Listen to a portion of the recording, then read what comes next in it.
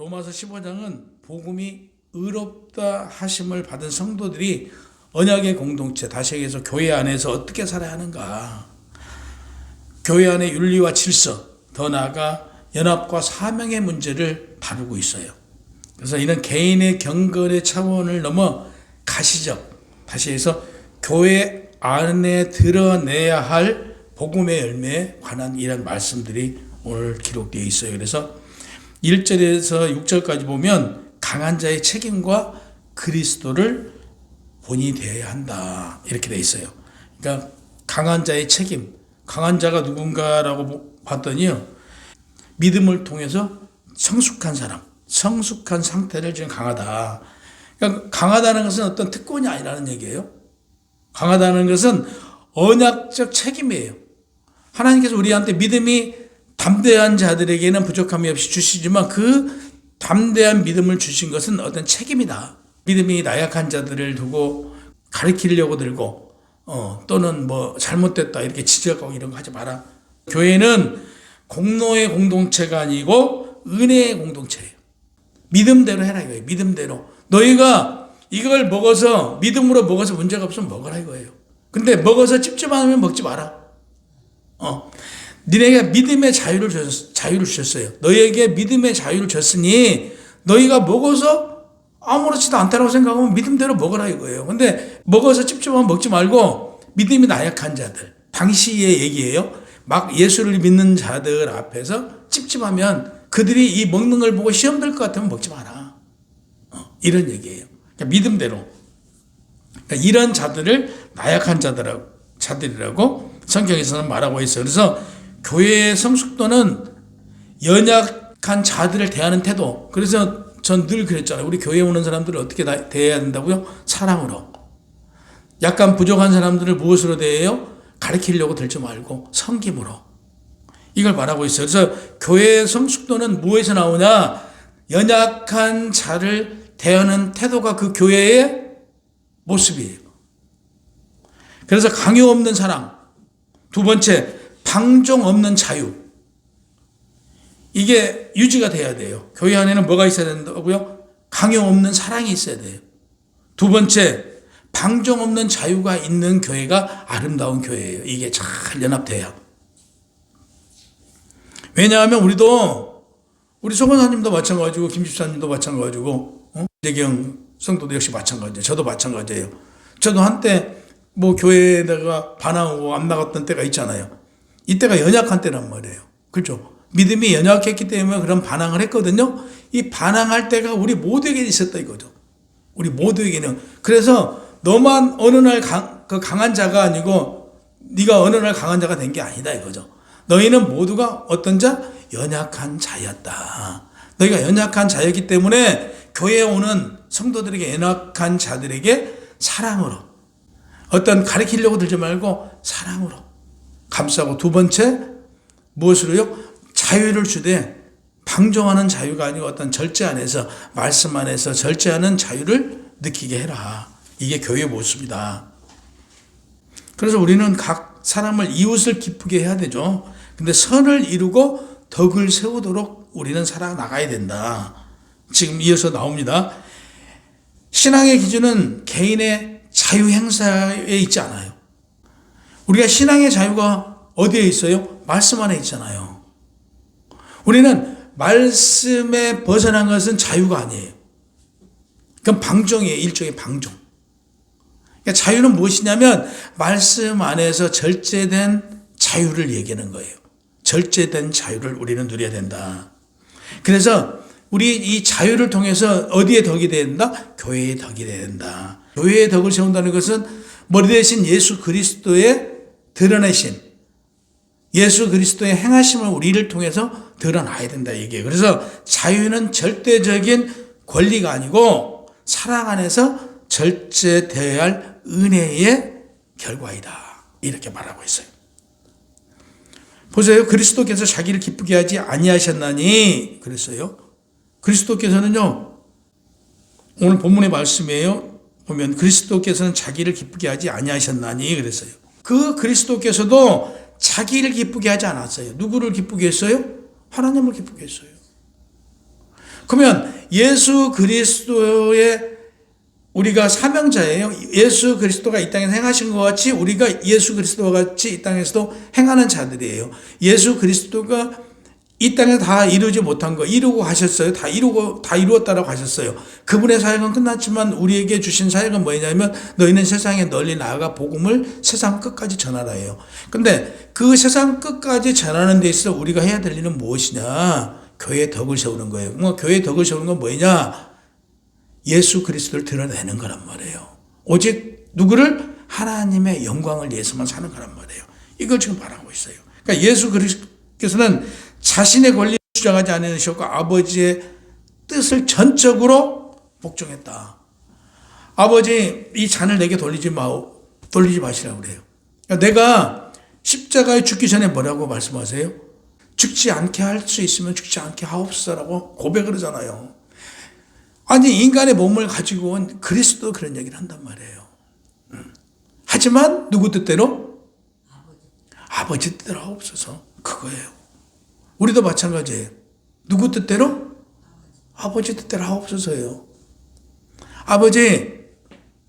아버지 뜻대로 내 삶에 있어서 당신 뜻이 내가 지금 이 어려움 속에서 이 아픔 속에서 이걸 통해서 내가 깨달아야 될 게 무엇이고 내가 이 아픔과 괴로움과 힘겨움 속에서 내가 알아야 될 거 있으면 이걸 내가 피하지 않게 하소서.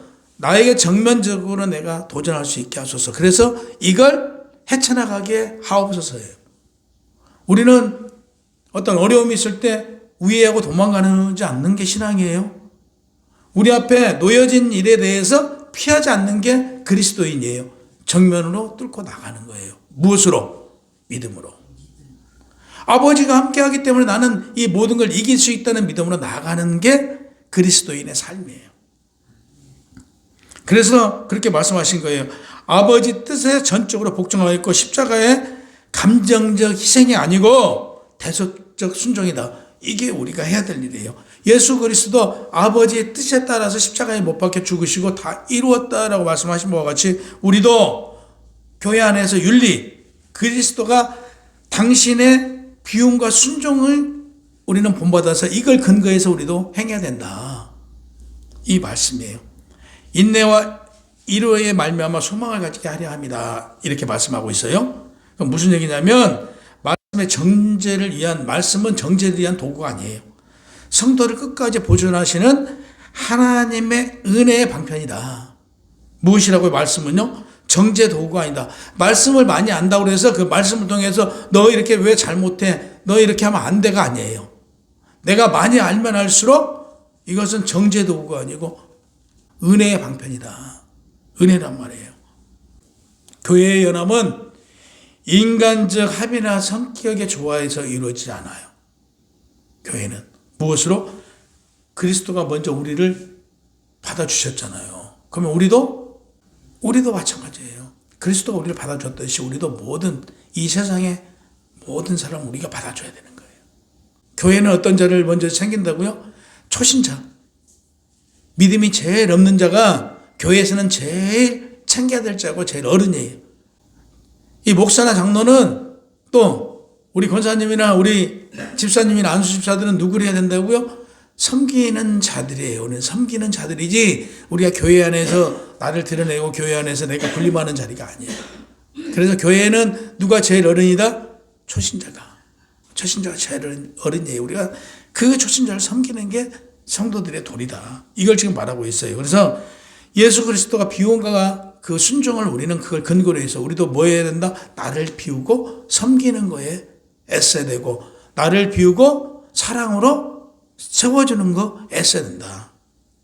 그래서 인내와 이로로 말미암아 소망에 가지게 하려 합니다. 이 말씀이 그 말씀이에요. 여기서 받으라 그래요. 받으라. 이 받으라는 그 어떤 조건에 맞춰서 받으라는 게 아니에요. 어떤 조건을 가지고 받으라가 아니에요. 우리가 아가페 사랑이라고 그러잖아요. 부모가 자식한테 주는 사랑이 어떤 조건이 있어 주는 거 아니잖아요. 똑같은 사랑이에요. 여기서 말하는 사랑도요. 칭의와 은혜에 근거한 언약적 수용이에요. 하나님께서는 우리를 조건 없이 사랑해 주셨고 조건 없이 우리를 구원해 주셨어요. 조건 없이 오늘 예배드리고 하나님을 아버지라 부를 수 있게 해주셨어요. 이런 어떤 조건이 없어요. 그러듯 우리도 누구에게 조건이 없어요. 받으라. 하나님께 무엇을 받는 것에 대해서는 조건이 없이 주는 거예요. 죄인인 우리를 받아주셨기에 은혜 받은 자답게 우리도 서로를 받아줘야 되는 거예요. 이게 무슨 말이냐면 당시에 그 유대인들과 이방인들의 지금 당시의 상황이에요. 이방인들이 유대인들을 잘 취급을 안 해요. 개 취급을 하고. 또 이방인들이 그런 유대인들을 교회 안에서 이렇게 우리 지금 두 줄로 이렇게 돼 있잖아요. 예배를 드려도 유대인들은 유대인들로 이방인들은 이방인들로 이렇게 나눠져서 예배를 드렸어요. 그러니 화합이 잘 안 돼. 그러니까 이 얘기를 하는 거예요. 유대인인 너희도 한때는 누구였다고? 너희도 죄인이었고 너희 믿음도 없었다. 그러면 이방인이 믿음이 생겼다고 해서 지금 이방인들 믿음이 나약한 게 아니고 오히려 믿음이 더 좋았단 말이에요.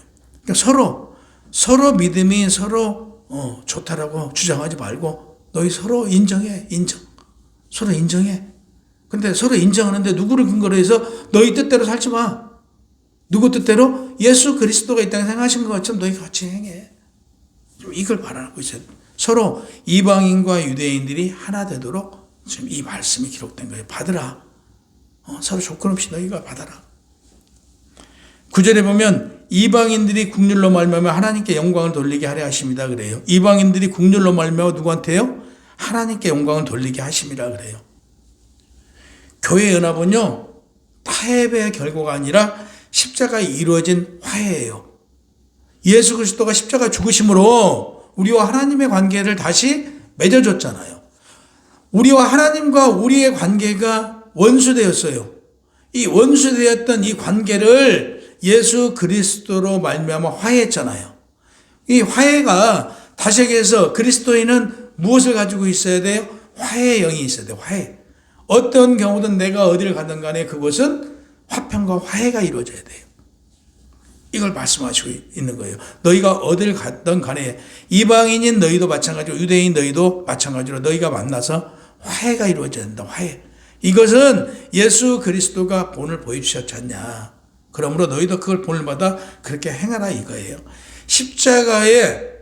십자가에서 이루어진 열매, 십자가의 그 화해의 열매를 보고 너희도 화해해라. 13절에 보면 하나님은 소망의 하나님의 모든 기쁨과 평강을 믿음 안에서 너희에게 충만하게 하사 그렇게 돼 있어요. 소망은 어떤 환경에서 나오나요? 소망. 환경에서 나오지 않잖아요. 소망은. 오직 소망은 어디서 나와요? 소망. 거기 보세요. 소망은 하나님 모든 기쁨과 평강의 믿음 안에서 너희에게 충만하게 주었다 이거예요. 어디서 주었어요? 하나님 모든 기쁨과 평강을 믿음 안에서 너희에게 주었대요. 소망은 어디서 주는 거예요? 소망이요. 여기서 지금 정답을 말하고 있잖아요. 소망은 믿음 안에서 주는 거예요. 믿음 안에서. 어떤 환경에서 나온 게 아니고요. 소망은 하나님의 임재와 언약 안에서 소망이 이루어지는 거예요. 그러니까 소망은 누구한테 있다? 하나님께 있는 거예요. 하나님을 믿는 그 믿음 안에서 하나님의 지금 오늘 언약해 주셨잖아요. 너희가 믿음 안에 있으면 소망이 이루어진다. 이걸 지금 말씀하고 계세요. 그럼 교회에는 문제가 없어요? 교회 안에 가요? 우리 적은 교회도 문제가 있겠죠. 그러나 이 문제들이 문제로 드러나지 않는 것은 무엇으로? 소망은 하나님께서 통치하시기 때문에 문제가 문제로 드러나지 않는 거예요. 믿음 안에서. 그러니까 각자 문제들 다 있어요. 어떤 문제들이 왜 없어? 문제들이 다 있지만 이 문제가 드러나지 않는 것은 무엇 때문에? 우리에게는 소망이 있고 하나님이 우리를 지배하시고 하나님께서 우리를 이끌어 가시기 때문에 문제가 문제대로 드러나지 않고 그게 가는 거예요. 16절에 보면 하나님께서 주신 은혜로 말미암아 이방인을 위한 그리스도 예수의 일꾼이 되어 그랬어요. 하나님께서 주신 은혜로 말미암아 이방인을 위한 그리스도 예수의 일꾼이 되어. 사명은 인간적 선택이나 직업이 아니에요. 의무예요. 의무. 하나님께서 주권적으로 맡기신 은혜의 직무예요. 우리가 기도하는 거 있잖아요. 우리가 매일 기도하는 거, 이것도 기도도 내가 하고 싶어서 하는 거 아니에요. 믿음대로 가요. 왜? 믿음대로 가요. 기도하지 않는 사람은 믿음이 없는 거예요. 믿음이 없으니까 기도하지 않잖아요. 믿음이 없으니까 소망을 갖지 못하는 거예요. 내가 믿음이 있으면 내 소망도 어디 안에서요? 그리스도 안에서 소망이 생기는 거잖아요. 믿음 안에서 소망이 생기는 거잖아요. 그러니까 내가 소망을 가질 수 있는 건 뭐냐? 믿음이에요. 내가 기도하는 것도 왜 기도를 해요? 믿음 안에서 기도할 수 있는 거예요. 하나님께. 하나님과 교제할 수 있는 것은 하나님에 대한 내가 믿음이 있기 때문에 하나님한테 구하는 거예요. 하나님. 우리가 뭐 유창하게 기도를 잘해서 잘하는 게 아니잖아요. 내 마음을 하나님께 올려드리는 거잖아요. 하나님, 저 지금 이런 상황이에요. 이런 상황을 하나님 다 아시잖아요. 지혜와 명철 주세요. 어떻게 해결해 나갈 것인가? 내가 어떻게 극복해 나갈 것인가를 지혜를 주세요. 이게 기도잖아요. 뭐 기도가 어려운 거예요. 근데 내가 내 방법으로 내가 이걸 내가 한번 해볼 거야. 내가 이걸 해결할 거야. 이것 때문에 결국에 해결이 안 되는 거예요. 인간적인 방법 때문에 해결이 안 되는 것이죠. 우리의 소망은 어디에 있다? 하나님께 있는 거예요. 믿음 안에 있는 거예요. 믿었을 때 내가 믿고 나는 이 문제가 이렇게 해결될 것이야 라고 믿고 기도하고 나아가면 해결되는 거죠. 그럼 우리 모두는 내 자신을 드러낼 수 있는 게 없어요. 내 자신을 드러내는 순간 믿음이 아니고 자기 의예요. 그래서 오직 하나님께 행하신 일만을 증거하는 것이 복음의 사역의 본질이다.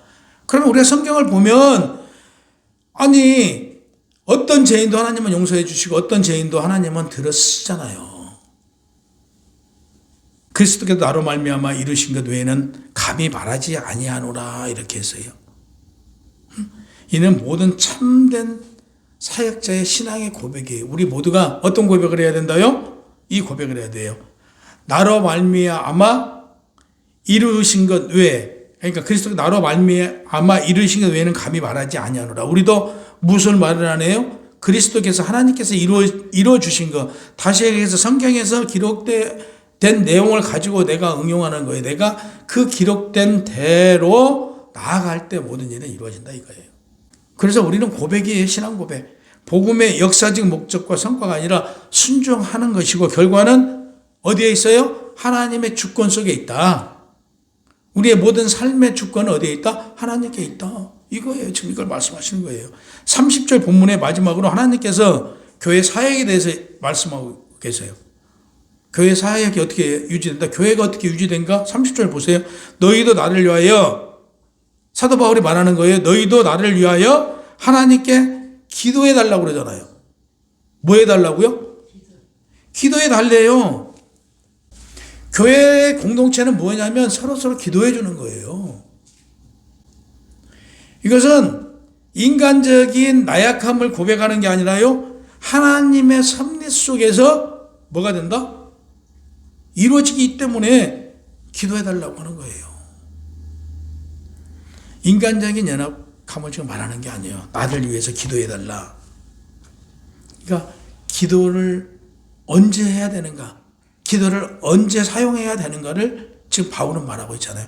내가 새로운 사역지로 복음을 전하러 가려고 그러는데 나를 위해서 기도해 달라. 언제 기도해야 돼요? 내가 새로운 일을 위하여 내 소망을 가지고 나아갈 때 나를 위해서 기도해 달라는 얘기예요. 우리 최 집사님도 마찬가지예요. 지금 새로운 일을 시작하려고 그래.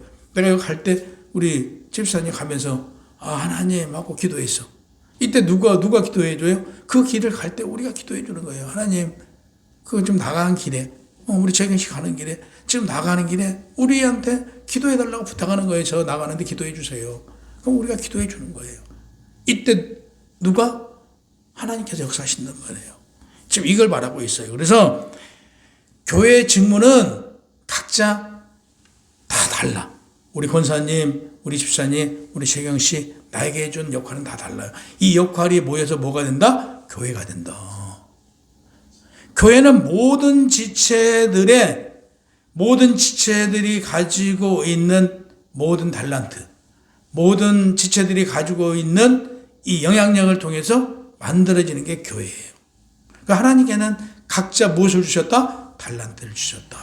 각자에게. 이 달란트가 모여서 교회가 되는 거예요. 이걸 말씀하고 계세요. 그래서 각자 직무는 수행하지만 기도는 한 몸이에요. 그래서 하나인 거예요. 그래서 우리가 각자 다르게는 나가고 있지만 기도를 통해서 우리는 한 몸이 이루어진다. 한 몸은 무엇이냐? 교회를 말해요. 교회예요. 그래서 교회의 머리는 예수 그리스도가 되시는 거고 우리는 지체가 되는 거잖아요. 이걸 지금 성경에서 오늘 말하고 있어요. 그래서 로마서 15장은 교회의 강함은 은혜의 결과가 아니다. 교회의 강함은 은혜의 결과가 아니에요. 우리의 책임이다. 책임. 교회는 책임이에요. 책임이고 연합은 인간의 합의가 아니라 그리스도의 대속에서 나온 열매래요. 사명은 성취가 아니라 순종이에요. 내가 이 사명을 감당해서 성취한 게 아니고 내가 얼마만큼 순종했냐예요. 그리고 교회에는 어떤 그 교회의 능력은 인간의 열심이 아니라 하나님의 은혜가 기도를 통해 역사하신다. 무엇을 통해서요? 기도를 통해서 역사하신대요. 그래서 그리스도께서 우리 받아주실 게 우리는 서로 받아줘야 돼요. 이게 언제 기록된 거라고 이때가요? 바울이 기록됐잖아요. 다시 로마와 이방인들이 한 교회에서 예배를 드리게 돼요. 이게 초대교회에 막 지나서 초대교회에서부터 이제 이런 결과가 나오는데 이때 유대인들과 이방인들한테 얘기하는 거예요. 서로 이해하고 받아줘라. 서로 받아줘라. 이걸 얘기해요. 그러면 이게 당시에 이때만 얘기한 게 아니라 오늘날 누구를 두고 하는 얘기예요? 오늘날 교회를 두고 하는 얘기잖아요. 교회를 두고 오늘날 우리에게 너희도 서로 이해하고 용서하고 받아줘라. 누가 좀 잘못했다고 그래서 그거 네가 좀 믿음이 좋다고 그래서 강한 자라고 그래서 이걸 가지고 판단하고 가르치려고 하지 말고 그 자체로 이해하고 용서하고 받아줘라. 기도해줘라. 이거예요.